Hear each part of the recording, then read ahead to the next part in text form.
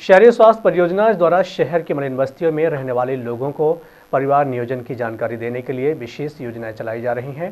सोमवार को परियोजना से जुड़े पदाधिकारियों को शहर की वरिष्ठ स्त्री रोग विशेषज्ञ डॉक्टर जयदीप मल्होत्रा ने परिवार नियोजन के साधनों की जानकारी दी। ज़रूरत के हिसाब से फैमिली प्लानिंग के बहुत सारे तरीके हैं। अगर टेम्परेरी बेसिस पे सिर्फ स्पेसिंग करने के लिए फैमिली प्लानिंग के मेथड्स चाहिए तो बैरियर कॉन्ट्रासेप्टिव्स जैसे कि कॉन्डोम्स हैं, इंट्रा यूट्राइन डिवाइसेस जिस तरह से कॉपर टी है, मल्टी लोड है, नोवा टी है, मिरेना है, ये इस्तेमाल किया जा सकता है। ओरल कॉन्ट्रासेप्टिव पिल्स या गर्भ निरोधक गोली जिनको हम लोग बोलते हैं वो इस्तेमाल करी जा सकती हैं। वो भी कई तरह की आती हैं, यंगर एज ग्रुप के लिए अलग, ओल्डर एज ग्रुप के लिए अलग और बीच के एज ग्रुप के लिए अलग आती हैं।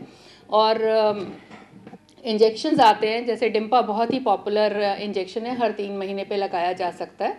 और अगर किसी कपल को परमानेंट मेथड चाहिए, जैसे कि जिनकी फैमिली कंप्लीट हो चुकी है और वो बच्चा नहीं चाहते हैं, तो उनके लिए नसबंदी का ऑपरेशन जो पुरुष और महिला दोनों द्वारा कराया जा सकता है वो अवेलेबल है। ये एक बहुत बड़ा मिसकंसेप्शन है कि कोई भी गर्भ निरोधक तकनीक जो भी हम एम्प्लॉय करते हैं उनसे वज़न बढ़ता है, ऐसा बिल्कुल नहीं होता।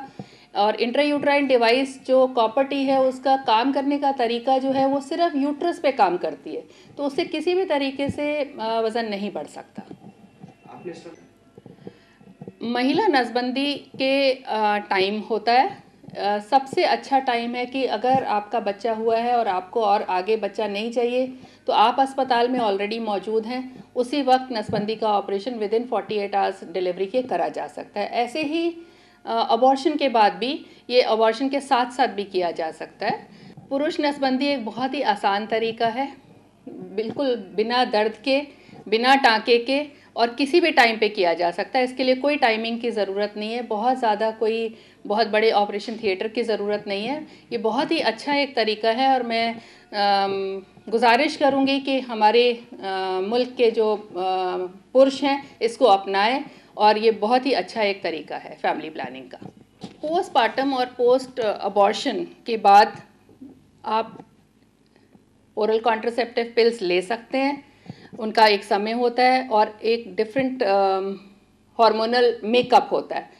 और दूसरा जो मेरे हिसाब से बहुत ही अच्छा एक तरीका है वो पोस्ट अबॉर्शन या पोस्ट पार्टम IUCD या इंट्रायूट्राइन डिवाइस है, जो इमीडिएटली डिलीवरी के जस्ट बाद विदिन 48 आवर्स तक लगाया जा सकता है और ऐसे ही अबॉर्शन के इमीडिएटली बाद लगाया जा सकता है या अदरवाइज़ 6 हफ्ते के बाद IUCD लगा सकते हैं। और ये बहुत ही परेशानी रहित एक तरीका है फैमिली प्लानिंग का। 2 बच्चों के बीच में नॉर्मली हम कहते हैं कि 3 साल का अंतर काफ़ी है। अगर यंग कपल है जिसकी बहुत जल्दी शादी हो गई है तो वो इससे ज़्यादा अंतर भी रख सकता है, पर थोड़ा सा अगर ओल्डर एज ग्रुप है जिसकी शादी थोड़ा लेट हुई है और पहला बच्चा है तो वो 3 साल का अंतर रखेंगे तो बहुत अच्छा है। देखा ये गया है कि अगर मिनिमम 3 साल का अंतर 2 बच्चों के बीच में रखा जाता है तो जो महिला मृत्यु दर है प्रसव के द्वारा वो बहुत तकरीबन 2.5 गुना कम हो जाती है और ऐसे ही जो बच्चों का मृत्यु दर है वो भी 1.5 गुना कम हो जाता है।